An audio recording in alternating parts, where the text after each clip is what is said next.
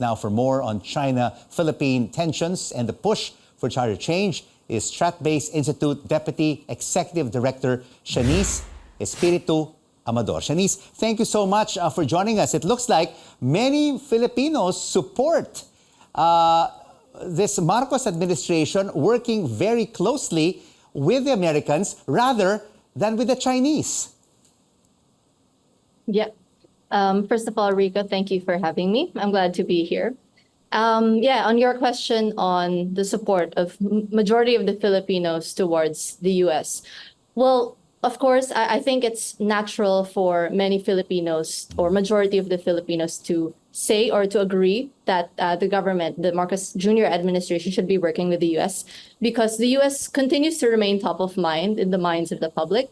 There's much visibility in terms of statements, press releases made by the U.S. government, our own ambassador as well, in terms of how we want to be able to maintain sovereignty in the West Philippine Sea.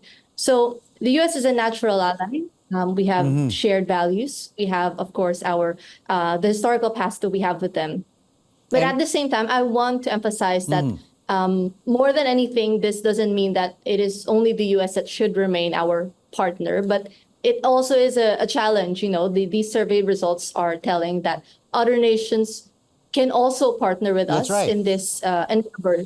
Yeah, and the numbers also reveal that we want to partner with the Australians. And in that survey, they came in at 43%, and then in third was Japan with 42%. So it looks like it's a coalition of support from Western nations. Yes, exactly. It's also interesting that you bring that up, right? One interesting thing why Australia is, ahead of Japan, and first of all, the numbers are quite telling as well of how Filipinos are starting to see like-minded nations, upholding this sovereignty.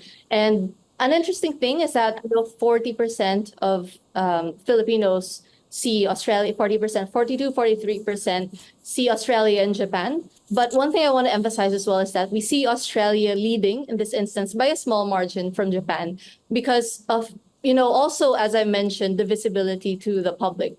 Last September, we saw the signing of the strategic partnership between the Philippines and Australia. And there's so much support in terms of it's in terms of defense and security. Yeah. One thing also I want to emphasize, and this is really interesting as well, that Japan is also seen more as an economic partner. We have a Stratbase survey also conducted last June where Japan is actually number 2 in terms of being seen as an economic partner, only second to the US, of course, and Australia comes third. All right. So even though the Chinese are the second largest economy in the world, Japan is a major partner of the Philippines. Also, another interesting data here is 52% of our kababayan, Shanice, want to strengthen our military presence in the West Philippine Sea by repairing the BRP Sierra Madre and conducting regular resupply missions and ensuring control of Ayungin Shoal. Is this an indication that Filipinos are not scared with China's bullying tactics? Yeah, actually, it's a good observation to have. And one thing also that we want to point out in this instance of seeing that 52% is, you can look at this number in 2 ways, Rico. So the first, of course, is we see that 52% is half of the population, half of the Filipino population is aware of the issues concerning the West Philippine Sea, including specifics like the BRP Sierra Madre, the resupply missions. We have, of course, the Ayungin Shoal. It's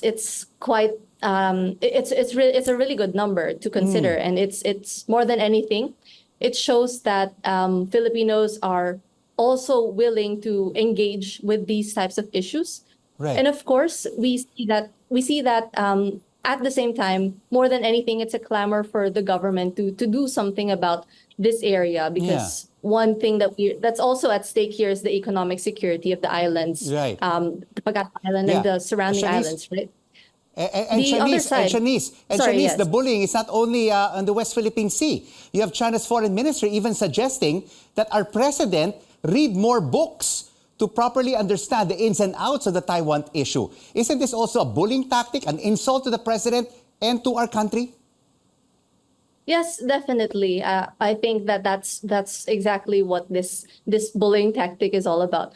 One thing that I want to also point out here, while we were talking about the number that has been seen, like half of the population is aware, but half of the population in this instance, in looking at it from a, I guess, less optimistic perspective, is that half of the population is also unaware of these issues, and it's a challenge to like-minded people and like-minded partners in the government, like us here in the Stratbase Institute, and for other people in the academe to make people more aware of these issues and to make them stand up. Yeah, absolutely. We have to be educated about the issues of the West Philippine Sea, top to bottom, no, inside out. Exactly. I would like to shift to another topic, which is charter change. What does the Stratbase Institute think about changing the Constitution? Do the economic provisions really need changes? Will it really prop up the economy, improve economic fundamentals, and create more jobs for Filipinos if we open up the Charter for Change? Okay. The Stratbase Institute has been looking into economic issues for a long time. And since last year, what we've always advocated for is investment-led growth, not just consumption in order to grow the economy that we have. And we see that the Marcos administration has been doing a really good job in terms of acquiring promises, investments from the international community as well. One of our Pulse Asia surveys as well, where we look at where there's urgent national concerns that we look at. Most of these urgent national concerns focus on improving inflation. The concerns of the people are in terms of really improving inflation, creating more quality jobs, and at the same time, better wages as well for everyone. Yeah, Shanice, yes. I'd like to jump in here. You mentioned about pledges and investments in the tens of billions of dollars in the more than 15 international trips of President Marcos. But I'm sure these investors who have been making pledges and investments are not saying, change your constitution, change economic provisions as a reason for them to invest. Yes, exactly. So we see that there's definitely uncertainty that comes with the changing of the Constitution. And so while right now, what we are looking at is economic provisions as stated by the Senate, what we want is that these economic provisions, whether or not, these happen, we want that these provisions or these changes will provide outcomes for us. And that's the most important thing, right? It's really pushing for better jobs, higher wages, making sure that inflation is controlled. And so we have many different, many different perspectives in terms of what the changes should be. And at the end of the day, what we're looking for is outcomes. And that's what's incredibly important to us. Thank you so much, Shanice, for your insights on the West Philippine Sea issue and charter change. Shanice Espiritu-Amador, Stratbase Institute Deputy Executive Director.